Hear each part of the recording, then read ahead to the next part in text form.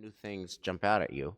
So this year, I'll tell you what the central questions that jump out at me are that we're going to look at. One is, why is it that when the new Pharaoh authors the playbook on an authoritarian regime, namely, I'm going to get my diverse people together, I'm going to unite them by picking on some vulnerable and endangered minority, and that will bring everybody together. We can all come together by hating on this minority, namely our ancestors, our grandparents, biblical Israel, and then not only creates hatred for them, as we'll see, but also proposes legislation, which is literally baby killing. The new state policy will be baby killing. We're going to kill the male babies of this despised minority, the Jews.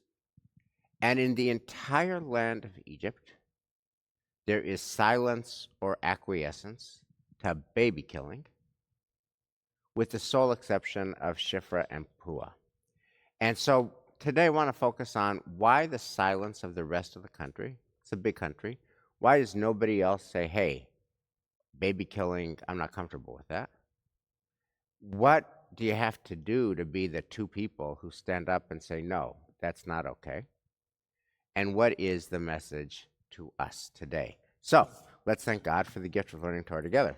Baruch atah Adonai Eloheinu melech haolam, asher kiddushanu b'mitzvotav v'tzivanu la'asok b'divrei Torah, v'harevna Adonai Eloheinu et divrei Toratcha b'finu u'b'fi amcha beit Yisrael, v'nihye anachnu v'tzatza'enu v'tzatza'ei amcha beit Yisrael, kulanu yodei shemecha v'lomdei Toratecha lishma, Baruch atah Adonai hamelamed Torah li'amo Yisrael. Baruch atah Adonai Eloheinu melech haolam, asher bachar banu mikol ha'amim, v'natan lanu et Torato. Baruch atah Adonai noten haTorah. So let's just jump into our content. Eliza, can you pick up the story with the famous verse, a new king arose over Egypt who did not know Joseph? A new king arose over Egypt who did not know Joseph. And he said to his people, look, the Israelite people are much too numerous for us. Let us deal shrewdly with them, so that they may not increase. Otherwise, in the event of war, they may join our enemies in fighting against us and rise from the ground. So they set taskmasters over them to oppress them with forced labor. And they built garrison cities for Pharaoh, Pithom and Ramses. But the more they were oppressed, the more they increased and spread out, so that the Egyptians came to dread the Israelites. The Egyptians ruthlessly imposed upon the Israelites the various labors that they made them perform. Ruthlessly they made life bitter for them with harsh labor at mortar and bricks, and with all sorts of tasks in the field. So let me just pause. This is the background. Shifra and Puah are coming next. But this is the oldest playbook for authoritarian regimes, which is that you bring everybody else together by hating on one safe-to-hate, discrete, vulnerable minority. And so often it's been us. What comes up for you when you read this year? It also feels like Nazi Germany, and especially the part that says the Egyptians ruthlessly imposed upon the Israelites. What happened in Germany was that you had all those willing, the term willing executions. So Hitler's willing executioners. They're people are just like brought on board. They don't necessarily need any more encouragement than just we'll go with the flow. It's just. Yeah, it's having just been in Dachau a couple of weeks ago, it really just it goes to my gut. It just really feels hard. You were in Dachau a couple of weeks ago. Yes. What was that story? I was on this on this trip. And Dachau was the first camp that Hitler created. It was for political prisoners. Right. It was the camp that my father's unit, one of the camps my father's unit liberated. Right. But being there, and then reading. And was Dachau near a city, or was it far? It's not. It's very close to Munich. It's very close to Munich. Yeah. So people knew about it. There's no way that people didn't know. And it was one of the few concentration camps in Germany. Yes. Right. Most of them were not in Germany. Right. But this was in Germany. Yeah. Right. So in other words, what I hear you saying is Hitler's willing executioner, Pharaoh's willing executioners, that the Germans knew and did it, the Egyptians knew and did it, and what's so striking to you is just how broadly shared this was. It wasn't Yes. just the king. Yeah. Yes. One thing exactly, that yes. jumps out as soon as I read this text to me, the first thing is not so much related to that, is the classic core of anti-Semitic tropes that the Jews are not loyal to the nation where they live. Right. Mhm. You know, it says clearly here that they may join the enemies, that Right. they were afraid of that.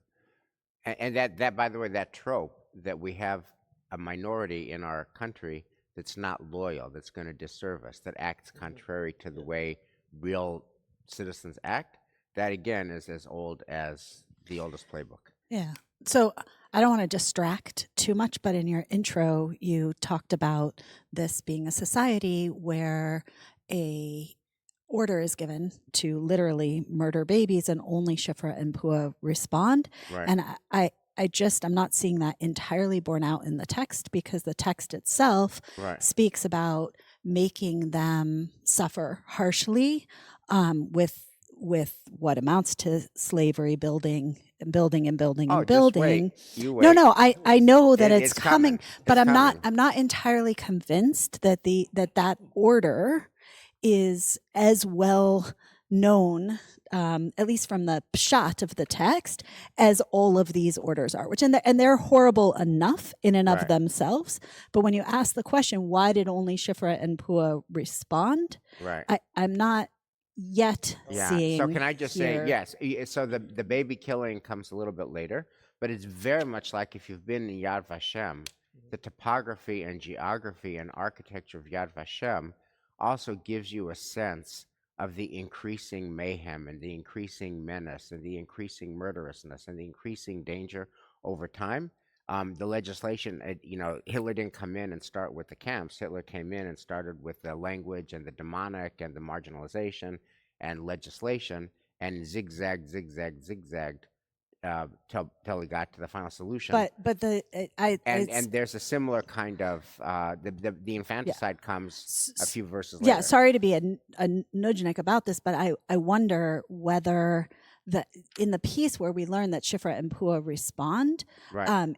It comes before all the people know. So Right. it's not entirely clear to me from the pshat of the text that they're the only ones who ever responded. Okay. I also want to Yeah. say it's interesting to me that you describe the Israelites as a vulnerable population, because as I read the pshat here, it feels like they're the opposite of a vulnerable population. They are super fertile. They are vibrantly populous in this nation. It feels like they're actually and we also know they're in Goshen, which is like the chestnut hill of their day. Like, they're living in a really beautiful area of Egypt. They're thriving. They're doing really well. And so to me, I totally hear that we have a narrative of being victims and always being persecuted and always being vulnerable, but I also think it's important to read strength into this story, that there's also a potential narrative here about taking down the top % of the community, about taking people out, of redistributing wealth, all of that. That's also a part of this. It's really important. Right. Well, and in fact, obviously, our story is that we were integrated into society. We were successful. I mean, if you think about Beit HaTfutzot, the diaspora museum that preceded Anu, the current museum, in all these places of the diaspora, the story was Jews come to a foreign land, they become part of that country, they become integral to that country, they exercise real leadership in that country, they become successful and affluent in that country, and none of their affluence or power saves them from getting kicked out of that country. And that's also to your point here. Okay, let's pick up with Shifra and Puah. We're on page 320. Verse 15, chapter 1, verse 15, the king of Egypt. The king of Egypt spoke to the Hebrew midwives, one of whom was named Shifra and the other Puah, saying, "When you deliver the Hebrew women, look at the birth stool. If it is a boy, kill him. If it is a girl, let her live." The midwives, fearing God, did not do as the king of Egypt had told them. They let the boys live. So the king of Egypt summoned the midwives and said to him, "Why have you done this thing, letting the boys live?" The midwives said to Pharaoh, "Because the Hebrew women are not like Egyptian women. They are vigorous. Before the midwife can come to them, they have given birth." And God dealt well with the midwives, and the people multiplied and increased greatly. And because the midwives feared God, he established households for them. Then Pharaoh charged all his people, saying, "Every boy that is born you shall throw into the Nile, but let every girl live." Right. And the only voice of opposition to infanticide is Shifra and Puah. Except for that's not actually the order of things, right? They immediately hear this, and then they are immediately a voice against this. Then in verse 22, when you get the command that goes out to all of the people, Right. we then actually don't have a further narrative of exactly where it goes, other than we now are going deep into our own personal story of Moses, and it's unclear. Look, I'm not Do you have defending any the evidence Egyptians of here. Egyptian resistance to the Pharaoh? I don't have evidence of Egyptian resistance, but I also don't have evidence that the Torah is trying to say that the only two people who stood up were those folks, any Well, more than in right. Nazi Germany, where But, there's but some. Michelle, who you were there. recognize that the text The- implies that only two people stood The up. text, I mean, I don't know what, I just think order matters. the text just gives us two voices who resist. They're named Shifra and Puah. So I'm just going to go with what the Torah says. What's interesting to Yeah. me is that they don't resist publicly, right? They don't go out in the streets and say, "Hey, Egypt, Pharaoh's asking us to do something really horrible. We want to go to we're going to go to social media. We're going to put up a tweet. We're going to, I guess it's an X now, whatever. That's a whole other thing. But we're going to go to social media. We're going to tell everybody this is totally not okay. We've been asked to do this horrible thing. We're totally opposed to it. Come out and stand with us." And they also don't go to Pharaoh and say, "Pharaoh, this is terrible. We're not doing it." They actually lie to Pharaoh. They tell Pharaoh, in the text it's vigorous, but like really, like they're racist in their assessment of Israelite women. But, And it's but can I clear. say It's something? clear. Wait, just one second. It's clear from Moses' story that at least the majority of Egyptians were going along with this. Otherwise, we wouldn't have the Moses story. But there's one very subversive moment in that story from the Egyptian side, which is it's literally Pharaoh's daughter who pulls him out and who saves him. So I don't know that the text is trying to say that nobody stood up. So can I say the something text on? is trying to say that in an entire land, there are three people who stood up. There's Shifra and Puah and Bat Paro. Wes, can I say Yes, something please, in go ahead. relationship with Yeah. Alisa? So, Alisa, one thing to have in mind is that when you go to Yad Vashem, all right, as all of us know very well, there is a wall that it says "righteous among the nations." Right. There are 25,000 people who are not Jewish who help doing some kind of kindness or save Jews from the Holocaust. All right, so 25,000 seems like a huge number. If you compare that to the amount of people, millions of people living in Germany, in Europe at the time, it's Right. not a big number.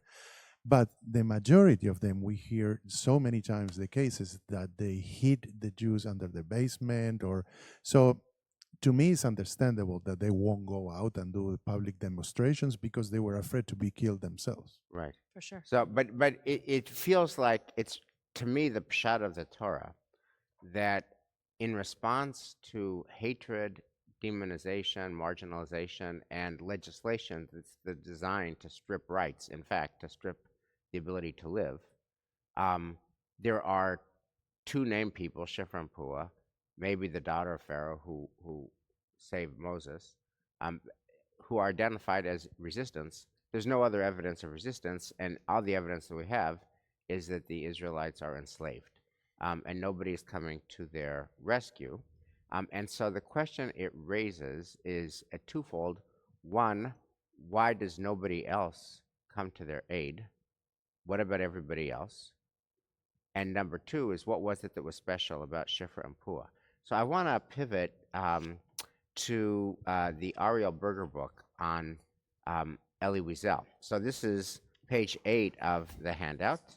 And Elias, would you just pick up and read from page 8?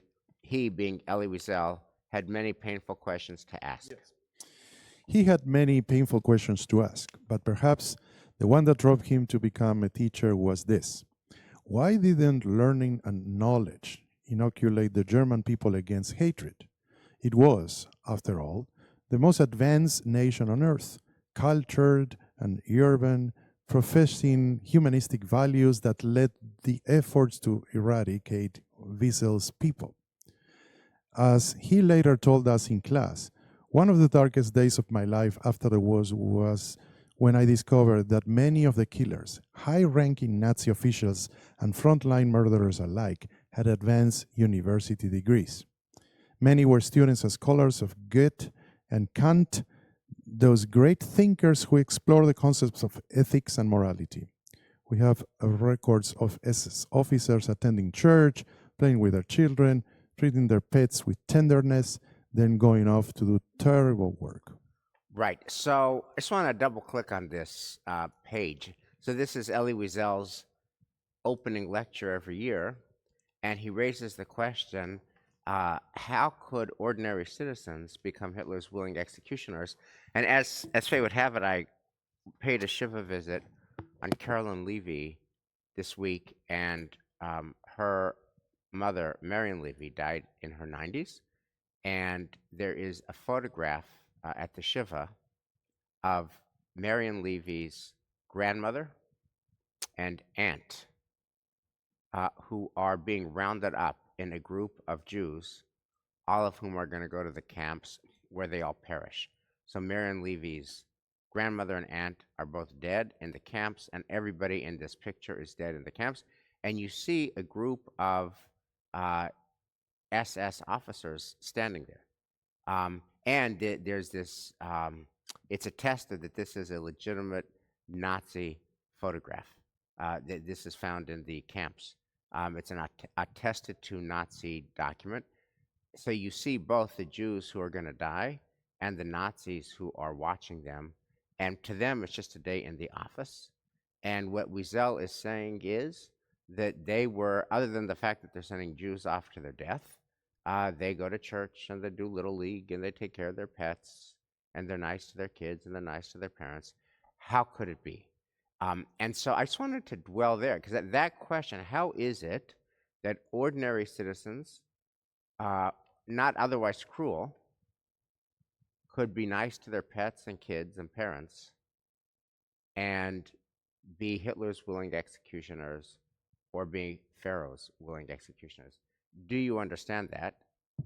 That silence or that assent or that acquiescence or that participation? And then we'll talk about Shifra and Puah as being in resistance to that. So, Michelle, you have to help me, because one of the things that was most shocking to me when we visit Auschwitz was that the camp is surrounded by the fence, all right? And you see on the other side a house, okay? I don't remember who was the person who lived there, one of the famous Nazi ones. And I think you brought the story as well. His wife said the happiest days of her life were outside of, Auschwitz. Right. I couldn't understand that. They're systematically killing, gassing the Jews, thousands per day next door, and you're enjoying life in the garden with your kids and your Nazi. There's a whole movie about that. Yes. Yeah. So what is it? It's What so does it scary. say? So what does it say about human nature, and what does it say about human nature now? Well, so it's tough because here's this whole Holocaust thing, and I want to put the Holocaust like over here for a second. I want to just go back to plain old simple slavery because, it's just let's go for like a less dark. It feels really important, and this is where I think, Michelle, as you point out, order really matters, because we have to also take accountability and take responsibility for the fact that Joseph and his officers enslaved Egyptians, and we, the Jewish people, the Israelite people, did nothing about that. We were not upset. We were not like, oh, these poor people that in order to eat, they're selling their children to slavery. Oh, in order to eat, they're selling all their livestock and all their land. All these poor people, now they have to work for a burden. And there's no narrative in our text about what their lives were like, and there's no narrative about anyone. I mean, like, we have at least Shifra and Puah, and granted, there's no infanticide with this people, there's just slavery, but it feels really important to say it's not just like we're just all of a sudden oppressed out of the blue, that there's a history of we actually did this to another people, and then it happens to us, and that's, I think, really important. Isn't that voice is troubling to me and confusing. Why? That's the voice that says October 7th. It didn't start on October 7th. It started in 1948. You need context. How could you blame Hamas for doing what it did on October 7th when The real issue is 1948, and these people lost their homes, etc. That's what you're saying. How could you What I'm blame the what I'm no Israelite? no no How I'm could you not blame saying the Egyptians for enslaving us? I'm not saying In how could fact, you they were. blame, but I am saying I do think that there is the reality of Israel is that there is an ongoing conflict that has been taking place. It doesn't excuse October 7th. I'm not saying in any way, shape, or form, I want to be very clear, I'm not saying Hamas was in any way justified. I am saying that the kind of challenges that Israel has experienced, or the kind of oppression that the Palestinians experience in Israel is really problematic, and that does create problems. I'm not saying it justifies anything, but I do think you have to take responsibility. Mm. And let me just ask you, given what you just said about the Egyptians were enslaved to Pharaoh first, and the Jews or the Hebrews had Goshen. So, what's the relevance of that in terms of the moral judgment you bring to bear on the Exodus story? Does that exonerate the Egyptians for enslaving us? Does that exonerate them for their silence? No, what I think is actually it's more complicated. What I think is that we're all intrinsically more connected than we believe in general. That our trauma and our suffering is totally linked with our oppressors always. That there's a longer narrative at play, and that it's very easy to feel like we're just the victim and totally blameless. It's much harder to take stock of the complicated dynamics that lead to a present moment. And I think what we need to be doing as a people today is acknowledging like we also played a part in the story. It doesn't justify, it's not okay. Just because we enslaved them doesn't mean it's okay for them to enslave us. Elisa, aren't you kind of ratifying the tropes of hatred that Jew haters have used throughout history? The Jews are wealthier than us. The Jews have more than us. I mean, that's in every society, not just Nazi Germany and Egypt, and not just in the Purim story. Go to the Diaspora Museum. That's in every story where the leaders that would turn on the Jews say, hey, they're rich, they're powerful, they're in the media, they will not replace us. That's Charlotte. So are you not giving aid and comfort to that kind of rationale when you bring it here? How am I giving to say that we have a role in this story, and to say that our greed and our desire to use a moment of famine and suffering in order for personal gain led to a problem down the road? That's not saying it's okay for them to enslave us, but it is saying that we played a role in setting up that dynamic. Let's just play it forward a different way. Let's imagine that Joseph in that moment figured out a way to save all of the people without enslaving the Egyptians, and actually promoted an equitable system of wealth gain for the entire populace. Would this story have unfolded? I don't know. Maybe, but then it would have been a really different story. Okay, well, that is definitely a thank you for a very unique point of view. It's interesting. I think that both of you are right. I think that there is much more common ground than what it seems to be in the dialogue. I understand your position, and I mean, we are not here to play, that the Jewish people are bad, but historically we have many moments in the Bible that we read. The story of Purim. How does it end? How many Persian people the Jews kill after they are, as revenge, and then other cases like completely unjustified. They went for us just for the sake of killing us. Right. And then one thing that is scary that I shared with you yesterday, guys, is that there was an article about a study from the IDL saying that 50% of the world's population in this day and age have anti-Semitic views. Really scary. Right. And what do you think, Elias, is the helpful response to that? To what? To the prevalence of that kind of hatred. I don't know. I was thinking while we were analyzing this about the double alliance that people think that we have with Israel, that we only care about Israel and not the nation we are living. And it goes back to my when I was a kid, I said this many times. Argentina went into war with England because of the Falkland Islands called Islas Malvinas. Argentina lost the war. And there are many cases, I have books of it, that the Jewish kids were put in the front to be killed first. But these kids decided to fight for Argentina. So this idea that they were not interested in, being loyal to the country wasn't true. But then yet they were seen as different and that was the idea, to put them in the front to be killed first. Yeah. You know, you're not really Argentinian, so you should be killed first. Yeah. So it's really disappointing, and it's discouraging to read the news. And after October 7, we know how much anti-Semitism has been increasing. And honestly, I don't know what the solution is. So I want to double click on Shifra and Puah, who are voices of resistance to evil. And there's a fascinating double entendre in the story, which is they are described as Miyaldot Ha'ivriyot, Hebrew midwives. And what is true both in Hebrew and in English is that is deliberately obscure as to their ethnic identity.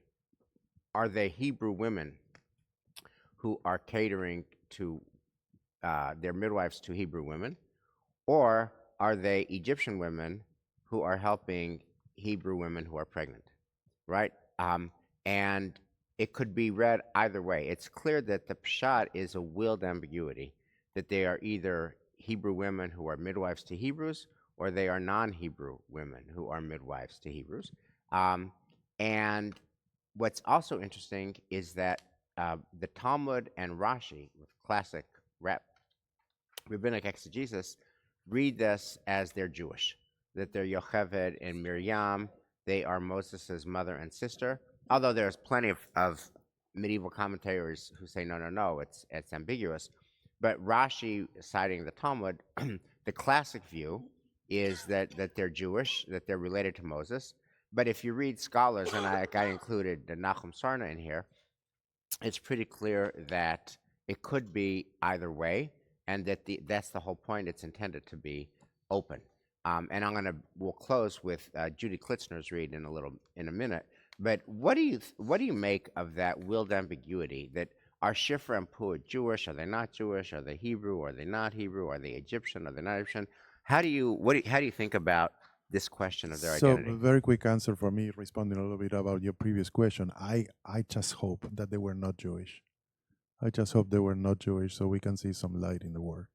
Right. Yeah, and that is, to me, why the order of all of this actually matters, because, look, with a conservation of biblical personalities, it's lovely to say it's Miriam and it's Yocheved, and we've got these named individuals who, stand up for our people. It gives them extra depth.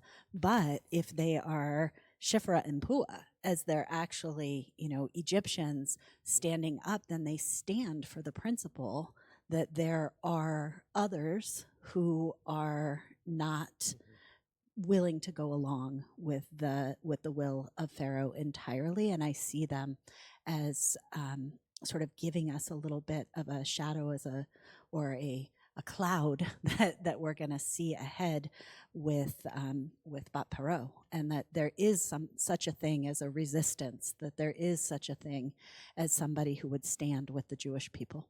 But in that read, it's exceedingly rare. It's two people. Well, but unless you read the Ibn Ezra, who believes that they were the heads of these midwifery guilds, and they were actually like the overseers of these two. There's these two big. There's MGH and there's Beth Israel, and they each have their things, and each of those major systems. Just why read guilds when the pshat is there's two women? Because he reads guilds because there are so many Hebrew women to be attending to. It seems crazy that there will be only two midwives. Right. Wes, can I ask you a question? In which way? I'm stick with you. It's only two.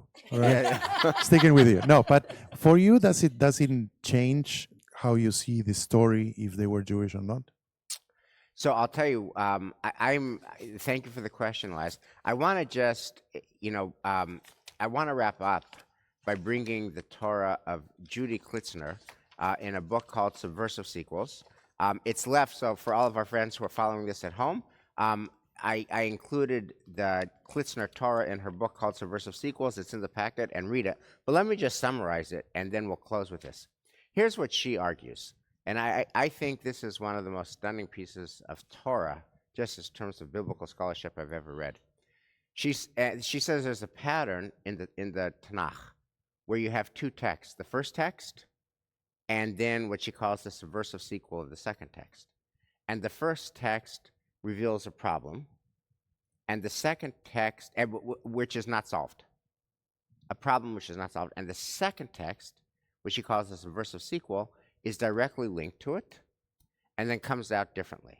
So she argues that the Shifra and Puah story that we just read is the subversive sequel to the Tower of Babel.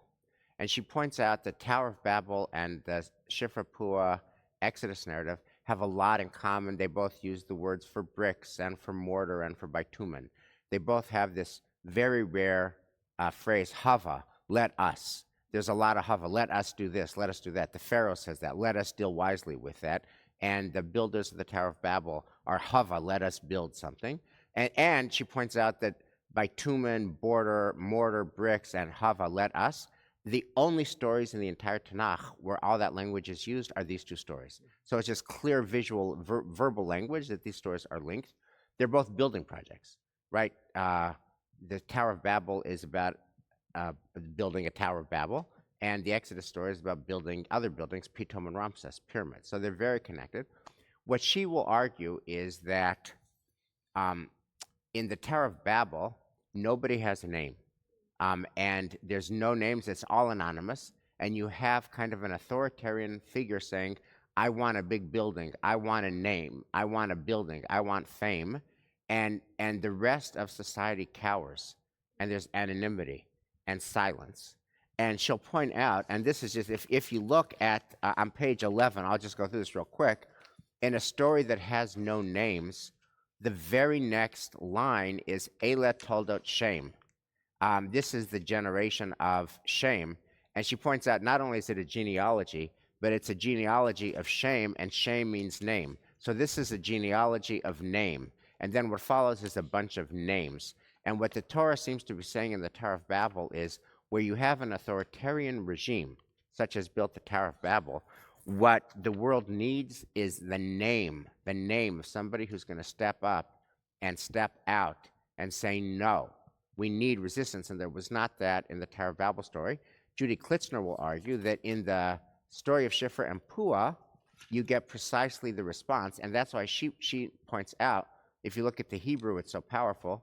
Vayomer Melech Mitzrayim L'Miyaldot HaIvriyot, the Pharaoh said to the two Hebrew midwives, Asher Shem Ha'achat Shifra, V'Shem Hashanit Puah. They both have names, and she also points out that when you look at Shifra and Puah, this is in the text I sent you, Shifra and Puah are all the letters that spell out Paro.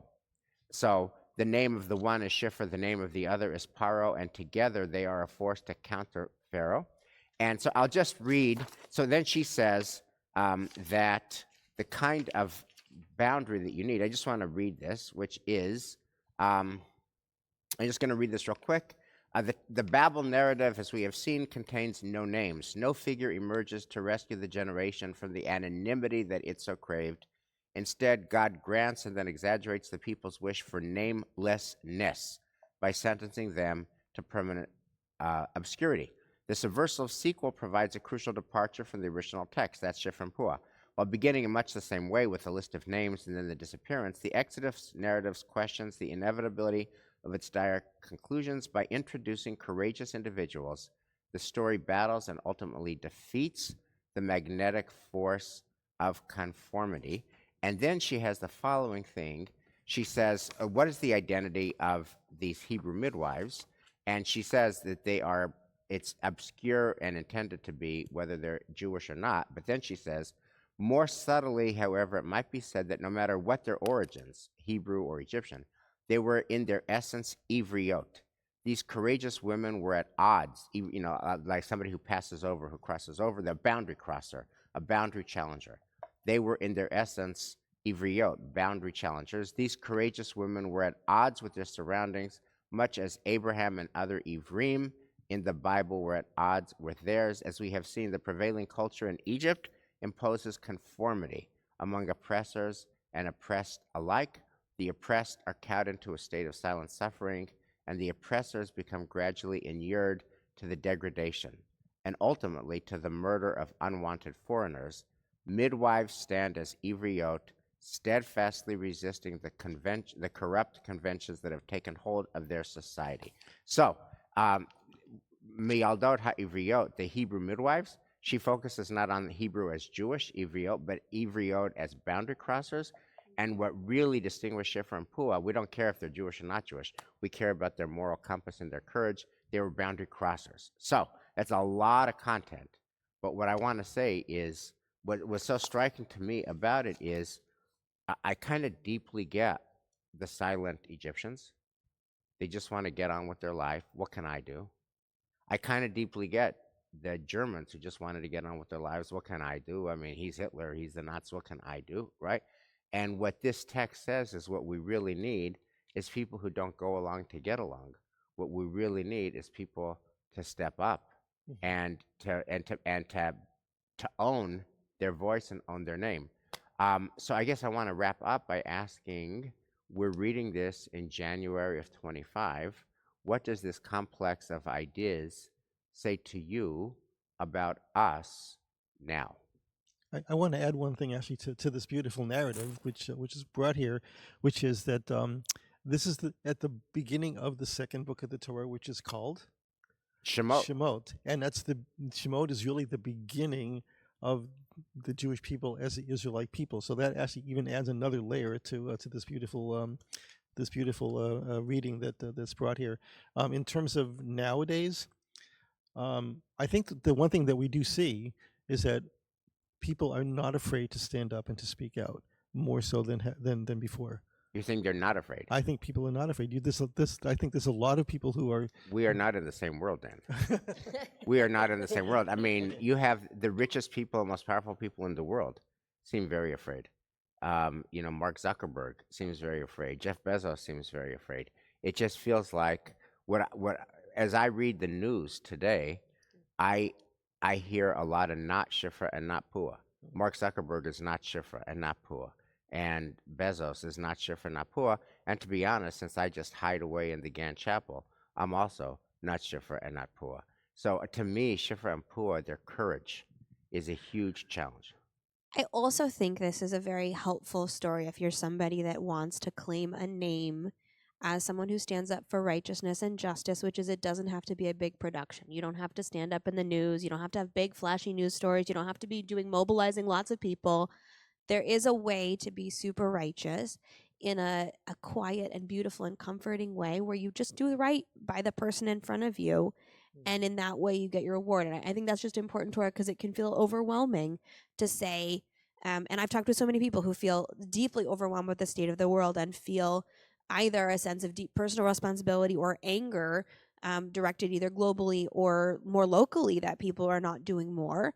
And it feels like an important moment to say that birth has a process. It has a timeline. It doesn't always come easily, and it often comes with a lot of pain before the actual birth happens. And so we're in that process, and each of us has a name to claim, but we don't know when our names are going to come.